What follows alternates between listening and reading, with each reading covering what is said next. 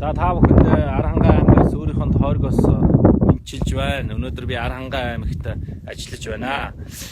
Хэвлэл мэдээллийн байгууллага захим хэрэгслэр Иргэн Дорзодов гэдэг хүн засгийн газрын хэрэглэх газрын дарга Мөнхбат надад $1 сая амлсан. Манай эхнэр хүүхдээ гадаадд сургуульд явуулж өгч визийг гаргаж өгнө гэж хэлсэн гэх мэтчлэнгийн хуурамч мэдээллийг зохион байгуулалтаагаар тараасан байна. Тийм болохоор би үнэн бодит юу болсон бэ гэдгийг өөрийн пэйж хуудасаараа дамжуулан та бүхэндээ хүргэж байгаа юм аа.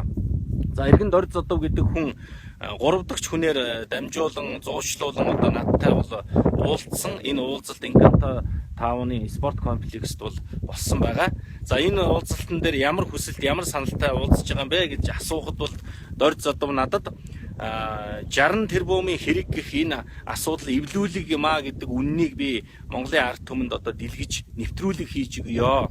Энэний хөлсөнд төлбөрт нь $1 сая өгөө гэсэн ийм одоо зүйлийг бол тулгсан байж байгаа. Тэгэхээр би хэлсэн $1 сая төлөх боломж байхгүй. Ер нь энэ асуудлыг бол цаашдаа ийм зарчмаар ийм нөхцөл байдалтайгаар шийдэх нь бол буруу. Биднэрт бол төлөх мөнгө байхгүй гэдгийг бол албан ёсоор хэлсэн. За тэгэхэд бол тэгвэл $800,000 одоо энэ ажлыг хийж гүйцэтгэж өгье. Төлбөрийг нь тэгвэл $800,000 болгож бууруулъя гэсэн саналыг бол эргэж бас тавьсан байгаамаа. Тэгээ энэ саналыг нь бол би хүлээн зөвшөөрөөгүй. Энэ үеэр бол юу ярьсан бэ гэхээр 5 сарын 15-6-ны үед нэр дэвшигч тодорхой болсны маргааш нь Женко Батулга Херогийн Баатартай хамт надтай уулзсан, 2 удаа уулзсан. Тэгээ надад бас тодорхой хэмжээний санал тавьсан байгаа шүү гэсэн ийм зүйлийг бол ярьж байсан. Би тухайн үед юу ойлгохдоо бол та нар миний саналыг хүлээн зөвшөөрөхгүй бол би надад бас дараагийн 2 дахь хуулиар байгаа шүү гэж хэлж ойлгуулж байгаа юм байна гэж ингэж бол одоо бодсон. Тэгээд өнөөдөр захим сүлжээгээр хандаж ийм одоо хуурамч өөрийнхөө тавьсан энэ саналыг одоо ингэж гүтгэлгийн шинжтэйгээр өөр хүн тавьсан мэтэр ингэж тарааж байгаа нь одоо харамсалтай байна. Үнэн цагаан бол ялнаа, ялгагдана. Тийм учраас бол Иргэн Дорзодов бит хоёр хоёулахнаа уулзсан биш. Энэ 3 дахь хүн гэрч нь бол одоо өнөөдөр бас байж байгаа шүү. Амьд сэрүүн байгаа. Тэр хүн бас үннийг хэлж үгээ хэлэх байхаа гэж ингэж бодож байна. За ер нь сүүлийн үед бол энэ захим сүлжээгээр Иргэн Дорзодовын амь насанд халтгаар боллоо. За эрүүл мэнд амь насанд нь халдвал ингэн тэгэн олон улсад ингэж хандна, хэвлэл мэдээллийн ийм сүлжээг ингэж ажилуулна гэсэн зүйл бол энэ захим сүлжээ болон хэвлэл мэдээлэлээр зохион байгуулалтаагаар явж эхэлсэн. Энэ бол тоглоом биш болсон байна. Энэ сонгуулийн төлөө ямар ч одоо булхай луувар гүтгэлэг гүжирлэг за бүр одоо ямар ч ажлыг одоо зохион байгуулахад бэлэн болсон юм шиг ингэж одоо харагдаж байгаа. За энэ технологи бол бас тийм шин технологи биш. Тайваны ерөнхийлөгч болсон хүн одоо өөрийгөө хутгалж сонгуулийнхаа үеэр над халдлаа гэсэн сенсац дэгдээж нийгмийн одоо бухимдал, нийгмийн өрөвдөлтийг төрүүлж одоо сонгогдож дараа нь өөрөө энийг зохион байгуулсан юм а гэдгийг хүлээн зөвшөөр шоронд орж байсан ийм түүх байгаа. Тэгэхээр энэ технологи, энэ зохион байгуулалт бол өнөөдөр Монгол улсад энэ сонгуулиар бас давтагдах ийм одоо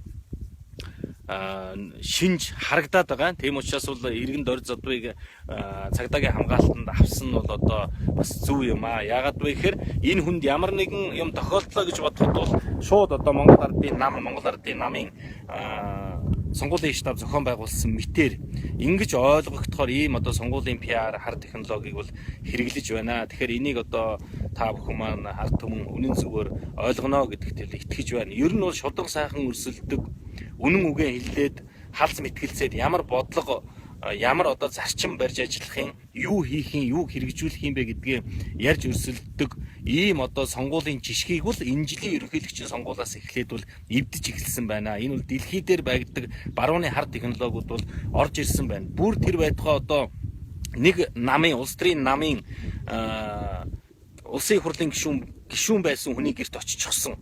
За тэр гэрийнх нь эзэн өнөөдөр ардчилсан намаас нэр дэвшээд явж байгаа нэр дэвшигч Баттулгыг дагаад Завхан аймагт явж гинэ гэ мэдээлэлийг манай гэрт ийм болж гинэ. Би нөхөртөө манай одоо хамаатны хүн байгаамаа гэж хэлээд гэртээ үлдээчихээд хүрээд ирсэн юм аа гэд ингээд мэдээлэл хийгээд зогсож байгаа нь. Өнөөдөр тэр хамгаалтанд авсан айлын гадаа очиж байгаа бүх хүмүүс нь бол өөрсдөө ардчилсан намын одоо штабын хүмүүс очиж байгаагаас харахад энэ бол нэг улс төрийн намын нэр дэвшигчийн штабаас санаатаагаар зохион байгуулалтаагаар хийж байгаа ийм одоо юу гэдгийг сонгуулийн хар PR юм байна гэдг нь бол олон нийтэд бол ойлгомжтой байна. Тийм учраас Монголын ард түмэн та бүхэн маань хар цагаа үнэн мөннийг одоо ялгаж одоо энийг ойлгоно гэдэгт бол итгэж байна. Ер нь бол ингэж сонгуул болохоор нэг янз бүрээр гүтгдэг, хулгай шудалчаар нь дууддаг, эрлийн сурлизаар нь дууддаг иймэрхүү байдал бол одоо газар ахва өнгөрсөн. 3 сонгуул дамжуулан энэ 60 тэрбум гэдэг юмар шоу хийлээ.